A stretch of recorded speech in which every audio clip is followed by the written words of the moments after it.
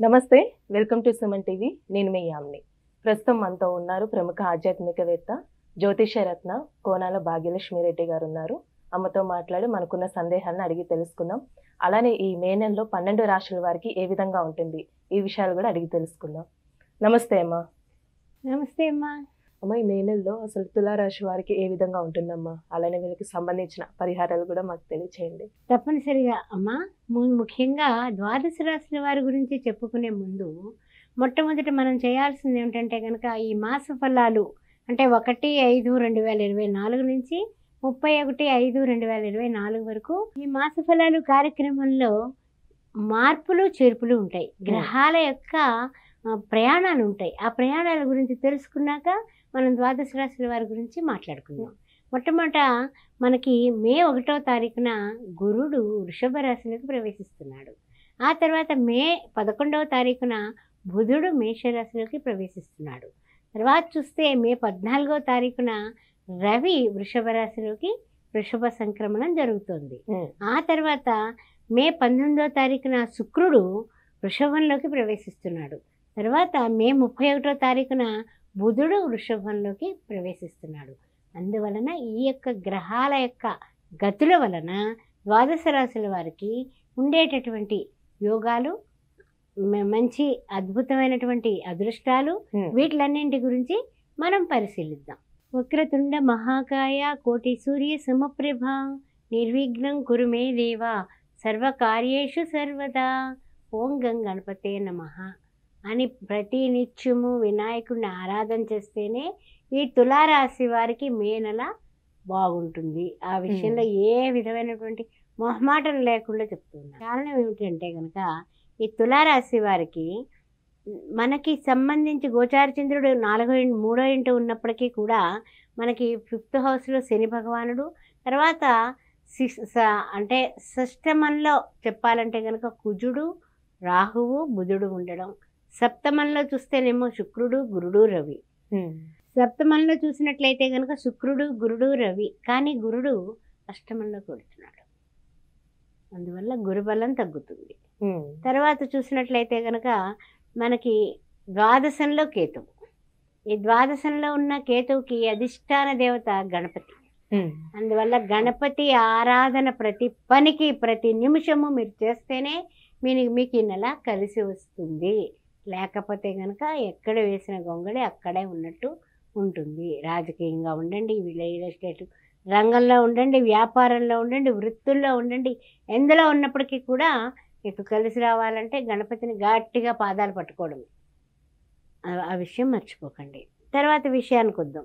ముఖ్యంగా కుజుడు సప్తమ రాశి సంచారం వలన ఈ తులారాశి వారికి కొంచెము కొన్ని పూర్వార్ధంలో అంటే అష్టమంలోనేమో ఈ గురువు రావడం, ఈ 3 గ్రహాలు 4 గ్రహాల కూటములు ఏర్పడటం వల్ల కూడా తలకాయ నొప్పులు తప్పవు అని చెప్పొచ్చు ఈ మాసంలో. తర్వాత ఏంటంటే కనుక చిన్న చిన్న అనారోగ్య పరిస్థితులు కూడా కనపడుతున్నాయి. ఆరోగ్యం జాగ్రత్త. సూర్య నమస్కారాలు మర్చిపోకుండా మానకుండా చేయండి. రవి, మిత్ర, సూర్య, ఖగ, భాను, పూష, హిరణ్యగర్భ, మరీచ, ఆదిత్య, సవిత్ర, అర్క, భాస్కరేభ్యం నమః ఈ 12 నామాలతో సూర్య భగవానుడికి నమస్కారాలు చేసుకోవడం మానవద్దు. మరీ చెప్తున్నాను. ఎందుకంటే ఆరోగ్యం భాస్కరాది ఇచ్చేది మీ అందరికీ తెలుసు. తర్వాత కొంచెం అనారోగ్యమే కాకుండా ఆలోచనలు కూడానండి కొంచెం సక్రమంగా ఉండవు. ఆలోచిస్తారు కానీ ఆలోచన విజయవంతం అవ్వదు. కారణం ఏమిటి? బుధుడు కుజుడికి రాహుతో కలిసి సంగమంలో ఉండడం వలన వీళ్ళ ఆలోచనలో పరిపక్వత అనేది రావడం కష్టం. అందువలన బుధుడికి కారకత్వమైనటువంటి శ్రీ మహావిష్ణువుని పూజించడం, లక్ష్మీనారాయణని సేవించడం చాలా చాలా ఉపయుక్తంగా ఉంటుంది. అలానే వీళ్ళకి వివాహం విషయానికి వస్తే ఏ విధంగా ఉంటుందమ్మా? వివాహ విషయానికి వస్తే కనుక ఇప్పుడు వివాహ ప్రయత్నాలు చేసుకోకుండా ఉండడమే మంచిది. సంబంధాలు చూడటం కానీ అది అంటే ఏంటంటే ఒకవేళ ఏదైనా మోసపోయేటటువంటి కార్యక్రమం ఉంటుంది. అవతల వాళ్ళు ఉద్యోగం చేయకపోయినా చేస్తున్నారు, లేకపోతే ఏదో ఒకటి రకరకాల ఆస్తులు లేకపోయినా ఉన్నాయి. ఇలాంటి మోసాల ప్రభావానికి వీళ్ళు లోన్ అయ్యేటటువంటి పరిస్థితులు ఉన్నాయి. కాబట్టి ఇప్పుడు ఏది ప్రస్తుతానికైతే ఈ నెల అలా గమ్మున ఉండండి అంతే. ఏ పనులైనా సరే వ్యాపార పరంగా కానీ, వృత్తుల పరంగా కానీ, ఉద్యోగ పరంగా కానీ, ఈ ఉద్యోగం వదిలేస్తే జీతం హైక్ వచ్చేస్తుంది అని అంటున్నారనేసి అప్లికేషన్ పెడతారు. ఈలోగా ఉన్నది పోతుంది, రాబోయేది రాదు. దాని ఇక్కడ రిజైన్ చేసి దానికి అది వాడు యాక్సెప్ట్ చేశాడు కదా అనేసి టక్కని రిజైన్ చేస్తే మనం మళ్ళీ పప్పులో కాలేసిన వాళ్ళు అయిపోతాం. జాగ్రత్త జాగ్రత్త జాగ్రత్త. తర్వాత ముఖ్యంగా ఏమిటంటే కనుక కొన్ని నష్టాలు కనపడుతున్నాయి, పనులలో విఘ్నాలు కనపడుతున్నాయి. భయపడాల్సిన అవసరం లేదు, భయభ్రాంతులు అవ్వకండి. ఈ నష్టాలని, ఈ యొక్క కష్టాలని, ఈ విఘ్నాలని ఎదుర్కోవడానికే తొలుత మీకు ఏం చెప్పాను, గణపతి ఆరాధన. గణపతిని ఎప్పుడు కూడా ప్రతిరోజు 21 సార్లు ఓం గం గణపతే నమః, ఓం సుముఖాయ నమః, ఓం హేరంబాయ నమః అని గణపతి 21 నామాలు చేసుకుని మీరు నమస్కారం చేసుకుని బెల్లం ముక్క, అరటిపండు, కొబ్బరికాయ మీ ఓపిక ఏం పెట్టినా పెట్టి ఆయనకి దండం పెట్టుకునే మీరు బయటకు వెళ్ళండి. అది మానకండి. ప్రతిరోజు ఆదిత్య హృదయం పుణ్యం సర్వశత్రు వినాశనం. తులారాశి వారికి వచ్చేటటువంటి ఈ యొక్క ఇక్కట్లు జయం కలగాలంటే రామచంద్ర ప్రభువే అగస్త్య మహర్షి ద్వారా ఆదిత్య హృదయాన్ని విని ఉన్నాడు.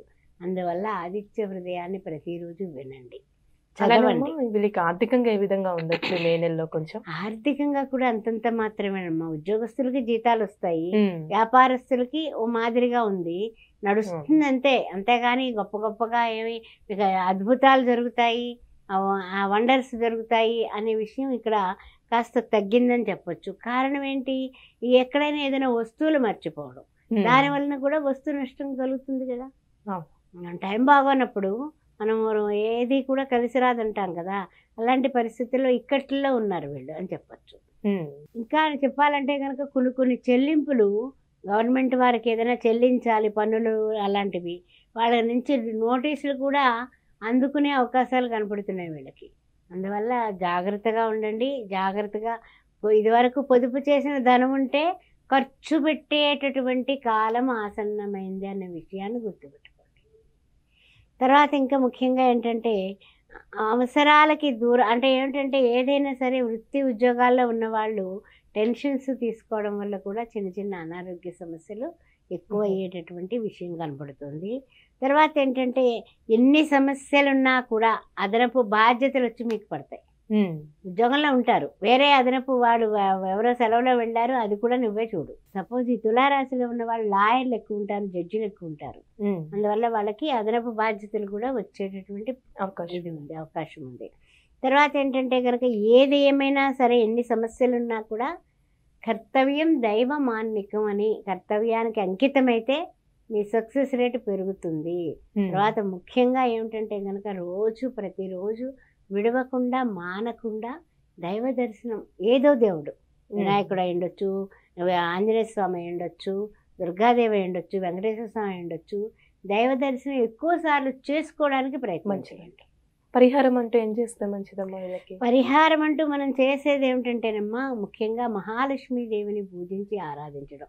లక్ష్మీనారాయణ పటం పెట్టుకుని ఓం గోవిందాయ నమః, ఓం మాధవాయ నమః, ఓం ఋషికేశాయ నమః అని కృష్ణనామాలు కానీ విష్ణునామాలు కానీ చేసుకోవడం ఒకటి.